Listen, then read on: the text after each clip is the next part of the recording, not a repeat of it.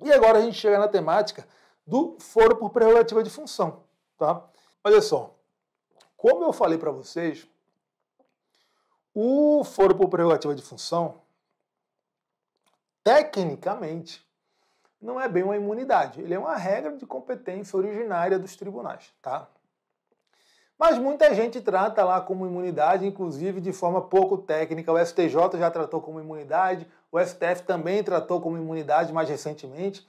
Mas, se a gente for no rigor técnico, não é uma regra de imunidade, beleza?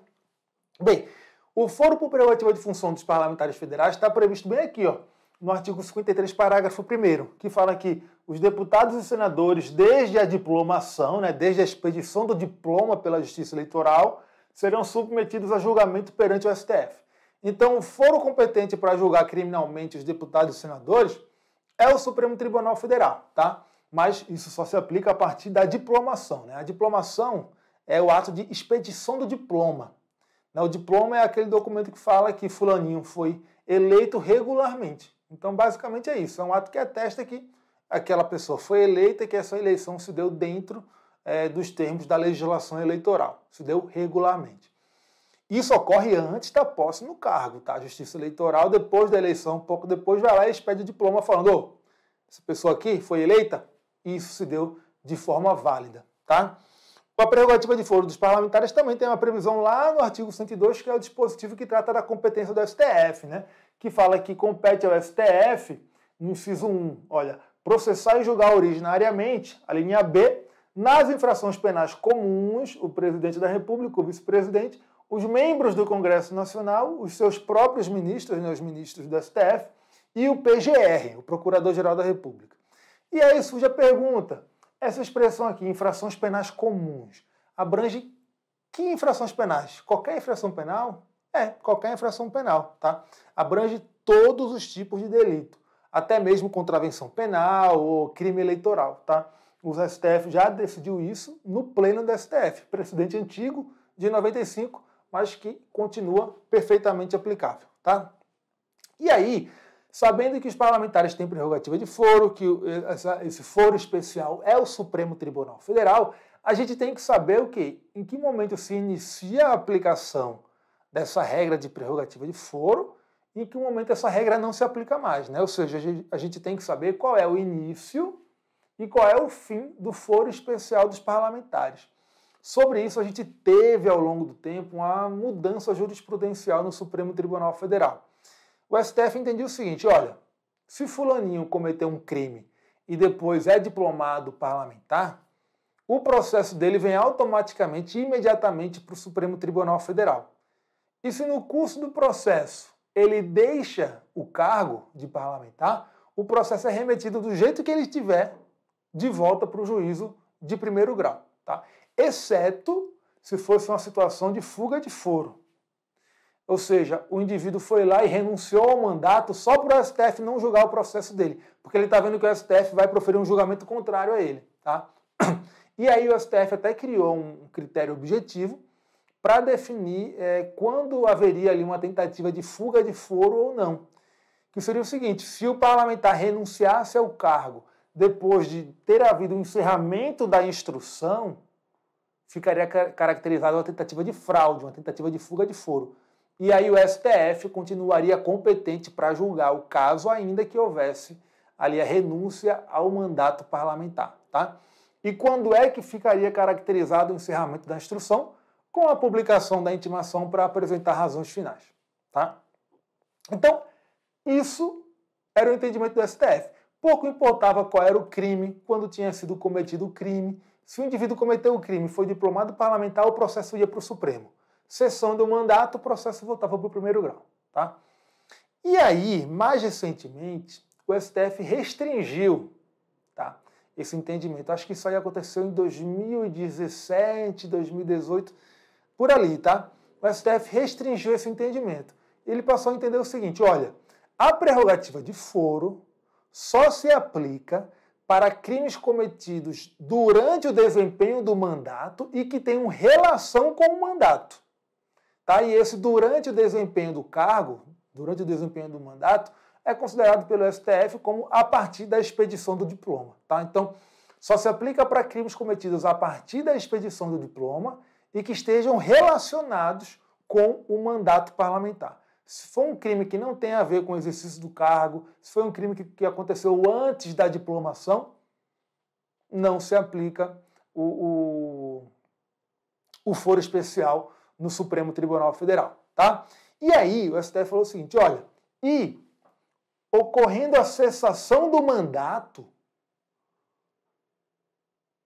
acabou a competência do STF. Tá? Ocorreu a cessação do mandato, acabou a competência do STF. Então, cessou o mandato, o processo vai para o juízo de primeiro grau competente, independentemente de qual seja o motivo da cessação do mandato. Agora, se a cessação do mandato aconteceu depois do encerramento da instrução, e aí também pouco importa o motivo de ter cessado o mandato. Pode ter sido uma tentativa de fuga de foro ou não. Se o mandato cessou depois do encerramento da instrução, que ocorre com a publicação da intimação para apresentar razões finais, o STF continua competente para julgar o caso até o final. Tá? Então, esse é o atual entendimento do STF. A prerrogativa de foro só se aplica para crimes cometidos durante o exercício do cargo. No caso dos parlamentares federais, isso acontece a partir da diplomação, então. E o crime tem que ter relação com o exercício do cargo. Tá? E também, cessou o exercício do cargo, cessa a prerrogativa de foro, exceto se o exercício do cargo tiver cessado depois que ocorreu o encerramento da instrução, que ocorre com a publicação da intimação para apresentar razões finais. Tá? Nesse caso, o STF é competente para julgar o caso até o final, pouco importa qual foi o motivo da cessação do mandato parlamentar. Beleza? Bem, o STF inicialmente decidiu que esse entendimento se aplicaria só para parlamentar federal.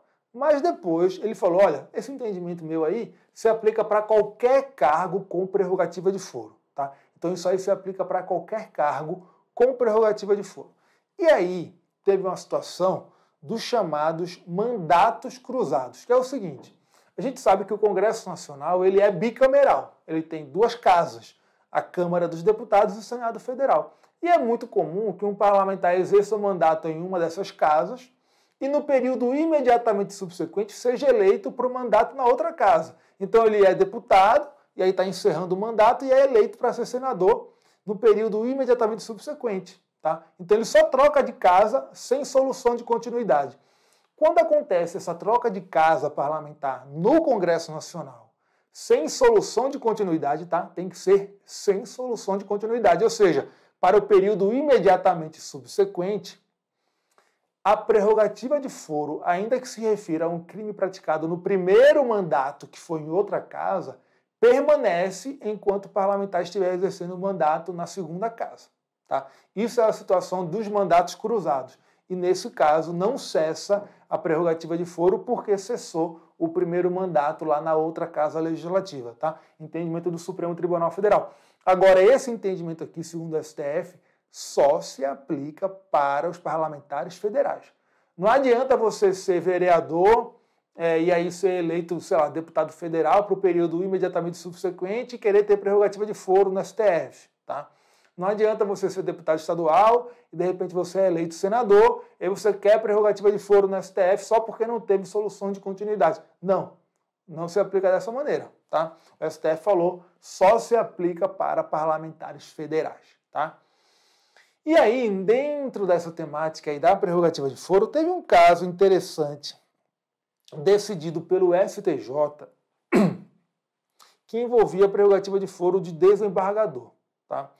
Não diz respeito a parlamentares, só que eu vou comentar aqui porque envolve esse entendimento do STF sobre prerrogativa de foro que foi firmado em relação a parlamentares inicialmente. Tá? Então, tem uma pertinência aqui com a nossa aula.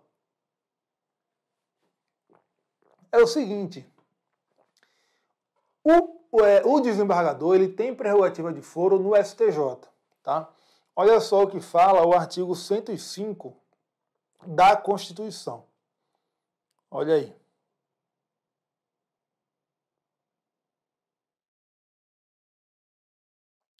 Compete ao STJ processar e julgar originariamente, nos crimes comuns, os governadores dos estados e do DF, e nos crimes comuns e nos de responsabilidade, os desembargadores dos tribunais de justiça dos estados e do DF, os membros dos tribunais de contas dos estados e do DF, os dos TRFs, dos TRS, dos TRTs, os membros dos conselhos ou tribunais de contas dos municípios e do MPU, que oficiam perante tribunais. Então, desembargador tem prerrogativa de foro nos crimes comuns no STJ.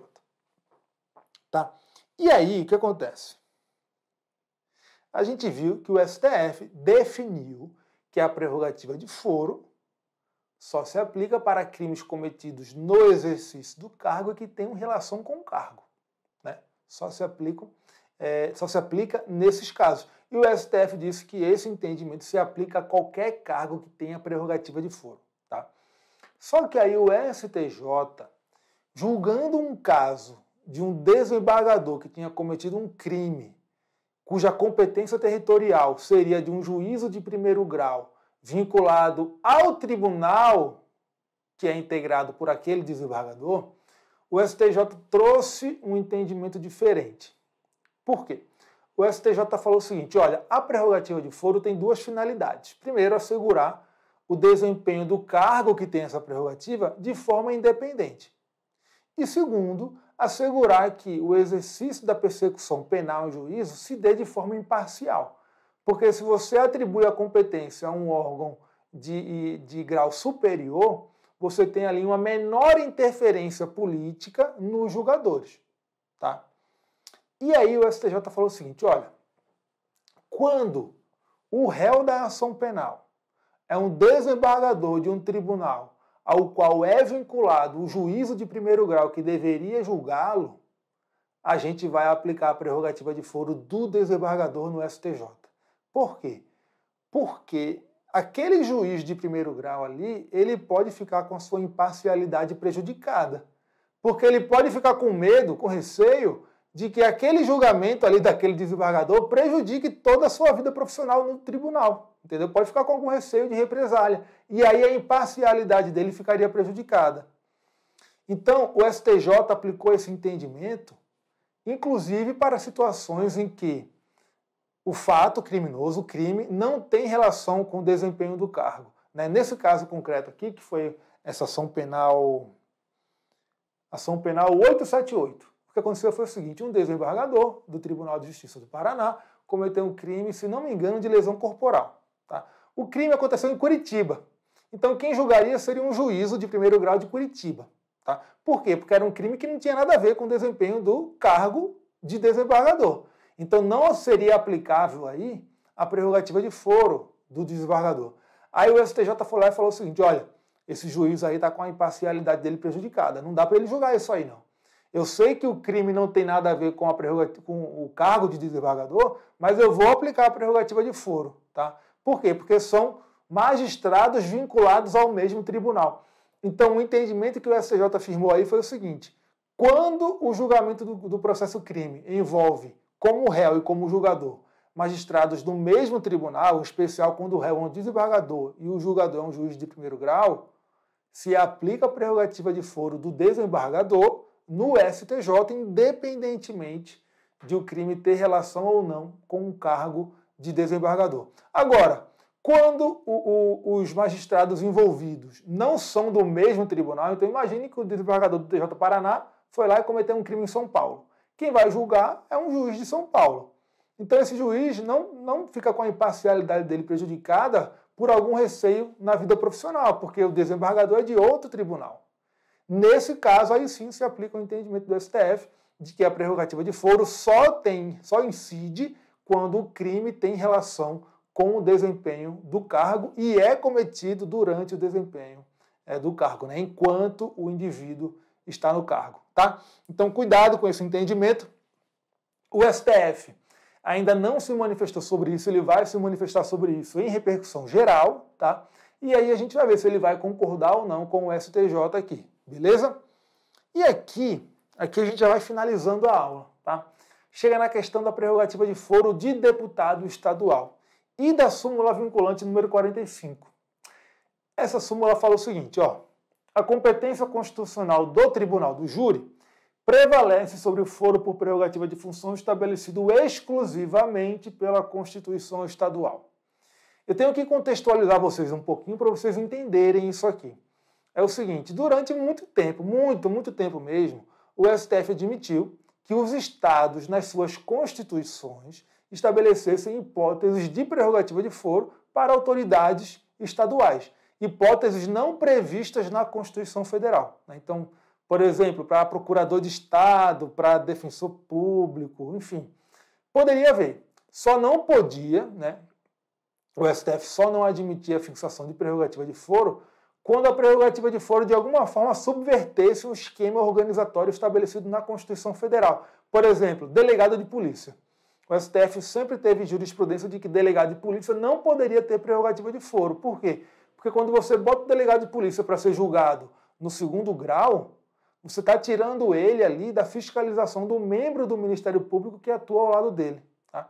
Então seria uma subversão ali do esquema organizatório da Constituição. Então o STF nunca admitiu prerrogativa de foro para deputado, mas para outras autoridades estaduais, desde que fosse uma prerrogativa de foro razoável, desde que se justificasse pelas atribuições do cargo, a Constituição do Estado podia estabelecer, independentemente de aquela prerrogativa também estar prevista na Constituição Federal.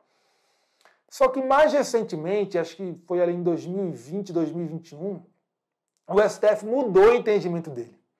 O STF passou a entender que Constituição de Estado não pode estabelecer hipótese de prerrogativa de foro nova. Só a Constituição Federal é que estabelece hipóteses de prerrogativa de foro. Só a Constituição Federal. Então, todas as hipóteses de foro por prerrogativa de função existentes no Brasil estão previstas na Constituição Federal. Acabou, tá? Bem, o que acontece aqui? Antigamente, então, a Constituição Estadual podia dar prerrogativa de foro para os deputados estaduais. Tá? E isso se a gente entendesse que a Constituição Federal não dava prerrogativa de foro para deputado estadual. Tá? Então a Constituição do Estado podia ir lá e inovar e dar prerrogativa de foro para o deputado estadual. Tá? Mas antes da gente entrar nisso, vamos só tratar aqui da súmula vinculante 45. Então é por isso que a súmula vinculante 45 fala que a competência do júri prevalece sobre a prerrogativa de foro fixada só na Constituição do Estado. Nessa época, o STF admitia a prerrogativa de foro fixada só em Constituição de Estado. E por que a competência do júri prevalecia? Porque a competência do júri está prevista na Constituição Federal. Então, se fosse uma situação em que a autoridade tem prerrogativa de foro garantida só pela Constituição do Estado, ela não pode prevalecer sobre o júri, porque a norma estadual não pode prevalecer sobre a Constituição Federal. Tá?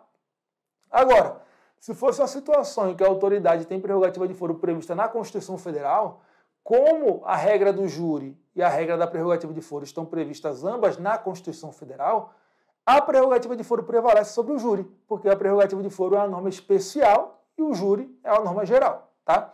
Então, esse era o intuito da súmula vinculante 45. E aí, nessa época, se debatia o seguinte: deputado estadual tem prerrogativa de foro prevista na Constituição Federal ou não tem? O STJ entendeu, em um precedente, que o deputado estadual tem prerrogativa de foro prevista na Constituição Federal. Por quê? Porque o artigo 27, parágrafo 1º, fala que será de 4 anos o mandato dos deputados estaduais, aplicando-se as regras desta Constituição sobre o sistema eleitoral, inviolabilidade e imunidades. E aí o STJ falou o seguinte: olha, o artigo 27, parágrafo 1º da Constituição diz que se aplicam aos parlamentares estaduais o regime de imunidades previsto na Constituição Federal.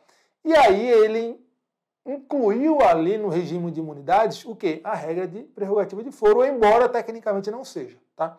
E aí o STJ falou o seguinte: no conflito de competência entre o tribunal do júri e a prerrogativa de foro do deputado estadual, tem que prevalecer a prerrogativa de foro do deputado estadual, porque ela é garantida, a prerrogativa de foro do parlamentar estadual é garantida pela Constituição Federal. Depois disso, o STF decidiu que não, que a Constituição Federal não dá prerrogativa de foro para deputado estadual.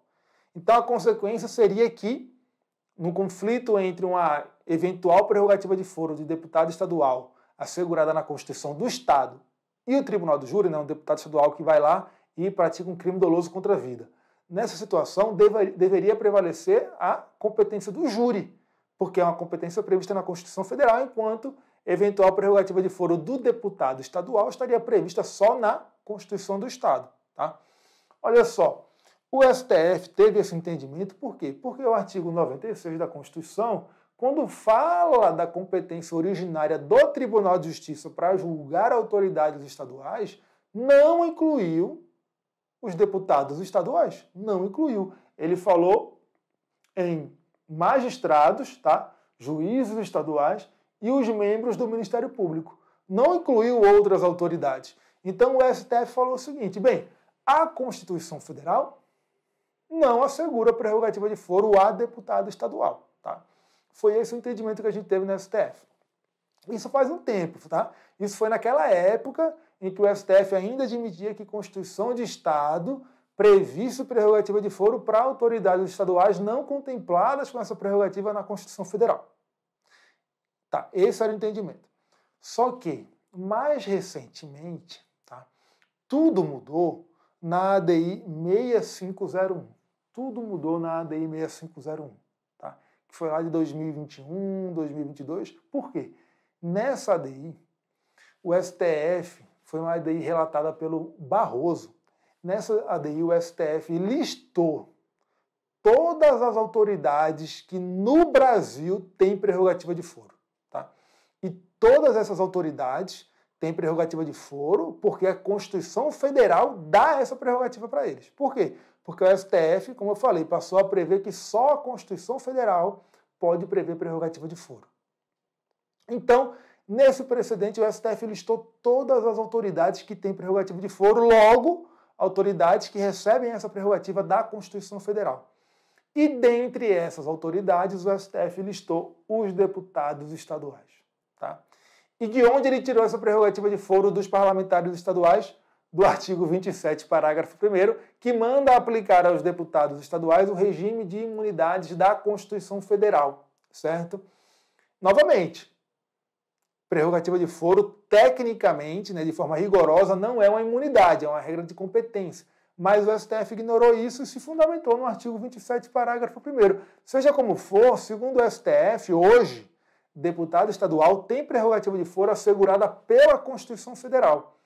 De modo que, em eventual caso de crime doloso contra a vida praticado por um deputado estadual, o que vai prevalecer agora não é mais a competência do júri, é a competência da prerrogativa de foro de deputados estaduais. Tá? Então é isso. A súmula 45, a súmula vinculante 45, ela se tornou completamente inútil agora? Não, ela não se tornou completamente inútil agora, porque ela fala o seguinte: a competência constitucional do Tribunal do Júri prevalece sobre o foro por prerrogativa de função estabelecido exclusivamente pela Constituição do Estado.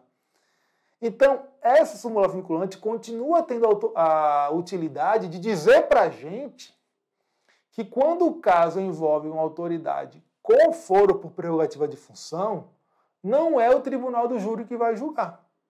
É a prerrogativa de foro que vai julgar. Por quê? Porque essa prerrogativa de foro necessariamente estará prevista na Constituição Federal. Tá? Então, a súmula vinculante 45 ainda tem essa utilidade. Tá? Então, resumindo, hoje, segundo o STF, deputado estadual tem foro por prerrogativa de função assegurado pela Constituição Federal. Beleza?